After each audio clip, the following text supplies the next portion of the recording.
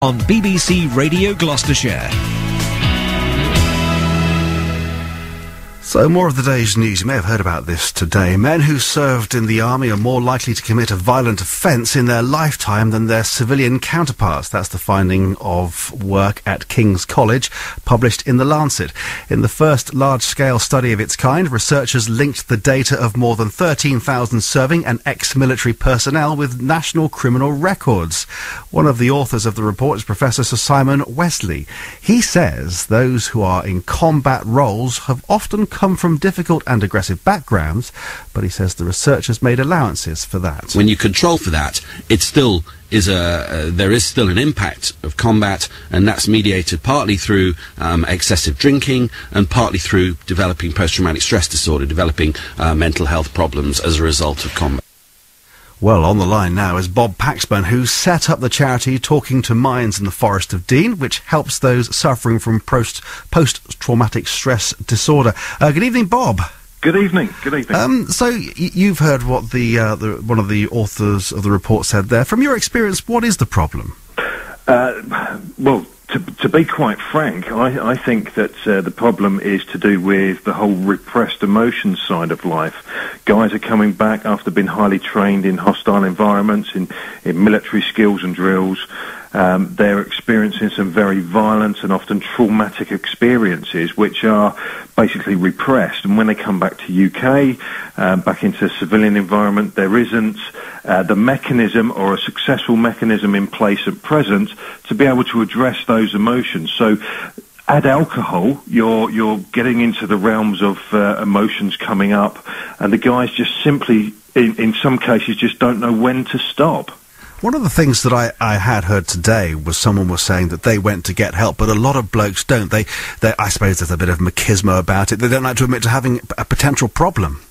Yeah, absolutely. One of the last things that you want to do is put your hand up and say, well, I'm having nightmares, flashbacks, and my behaviour is not commensurate with a civilian environment, because you're just going to be taken to one side. You're going to go into the Defence Medical Services systems, and the chances are you're going to get admin discharge, or you're going to, if you like, discolour your career path, which is going to be prejudicial against you. So a lot of the guys are keeping this very much under wraps, and many are going to seek help elsewhere. So just going to the doctor, saying you're depressed and getting pills, in your opinion, that isn't enough? Is that what you're saying? No, absolutely not. No.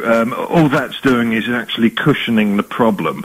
To solve the problem, you need to be having a look at everything holistically, having a look at all aspects of somebody's life, the way that they've grown up, interaction with other people and family members, and really get to the root cause of the problem. So you run an organisation that deals with that, or helps deal with that. In terms of, I think the phrase is rewire someone who's got post-traumatic stress disorder, isn't it? I mean, how long does it take to help someone out in that position, in that condition? Well, if you look at the classic forms of trauma-focused therapies, which often go on to re-traumatise the client, the recommendations for those are 8 to 12 one-hour sessions over 3 months. Well, we're delivering 40 hours worth of therapy as a minimum in one go, which is targeting the root cause of the problem as opposed to looking at the trauma. So everything that we do is focusing on everything that's not the trauma, and it's very, very successful. So you do have quite a level of success. I mean, do you have any opponents? Do people say that what you're doing, well, it is a bit alternative if it's not proven? Do you find yourself getting that kind of opposition? And what's your response to that? Well, we have done in the past, but we've got to the stage now where we have academic papers in the pipeline to be published imminently.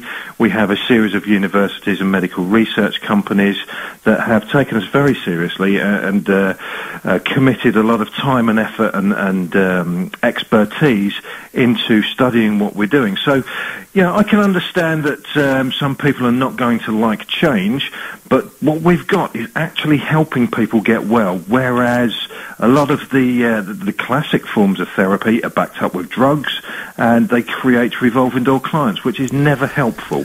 Now, you don't just restrict... I mean, this isn't just restricted to those coming out of the forces, is it? Because current serving soldiers have these problems too. Do you deal with that as well?